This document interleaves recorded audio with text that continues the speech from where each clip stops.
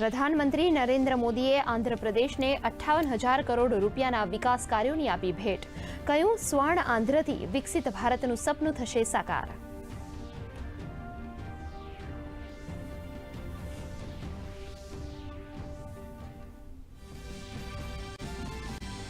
પ્રધાનમંત્રી નરેન્દ્ર મોદીએ કેરળમાં વિઝિંજમ ડીપ વોટર પોર્ટનું કર્યું લોકાર્પણ. કહ્યું, આ પોર્ટથી વૈશ્વિક વ્યાપારમાં ભારતની સ્થિતિ થશે વધુ મજબૂત. આ પોર્ટને પગલે વિદેશી બંદરો પરની નિર્ભરતા થશે ઓછી.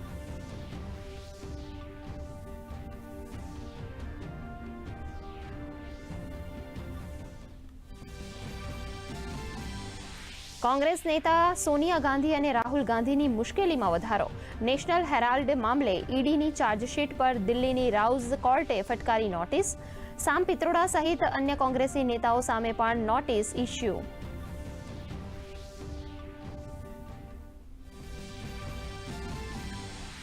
વેવ્સ ગ્લોબલ મીડિયા ડાયલોગ્સમાં સભ્ય દેશોએ વેવ્સ ઘોષણાપત્રનો કર્યો સ્વીકાર. આયોજિત વિવિધ સત્રોમાં આમિર ખાન, કરીના કપૂર સહિતના સેલિબ્રિટીઝ થયા સામેલ. માહિતી અને પ્રસારણ મંત્રી અશ્વિની વૈષ્ણવે કહ્યું, આ પ્લેટફોર્મ કન્ટેન્ટ ક્રિએટર્સને આપી રહી છે ભરપૂર તક. પાકિસ્તાનની વધુ એક અવળચંડાઈ. પાકિસ્તાનના હેકર ગ્રુપે ભારતીય વેબસાઇટને હેક કરવાના કર્યા પ્રયાસ. ભારતીય સાયબર સુરક્ષા એજન્સીઓએ હુમલાનો પ્રયાસ કર્યો નિષ્ફળ. કહ્યું, આ સાયબર એટેક પાકિસ્તાનની હતાશા ભરેલી માનસિકતાનું પ્રતિબિંબ.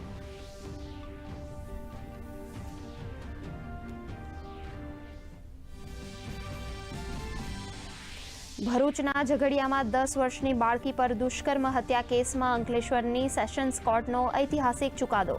આરોપી વિજય પાસવાનને ફટકારાઈ ફાંસીની સજા. 72 દિવસમાં ચુકાદો આવતા પોલીસની કામગીરીને બિરદાવતા ગૃહ રાજ્યમંત્રી હર્ષ સંઘવી.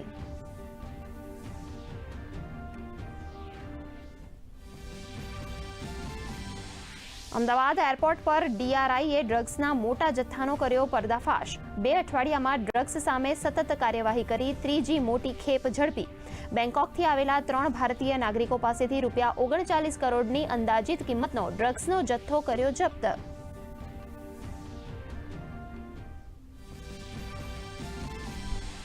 અમદાવાદ ધોલેરા એક્સપ્રેસ વેની 95% કામગીરી પૂર્ણ. મુખ્યમંત્રીએ ધોલેરા એસઆઈઆર અને સ્માર્ટ સિટીના વિવિધ વિકાસ કામોનું કર્યું સ્થળ નિરીક્ષણ. 12 જેટલા પ્રોજેક્ટ્સની પ્રગતિ વિશે મેળવી માહિતી.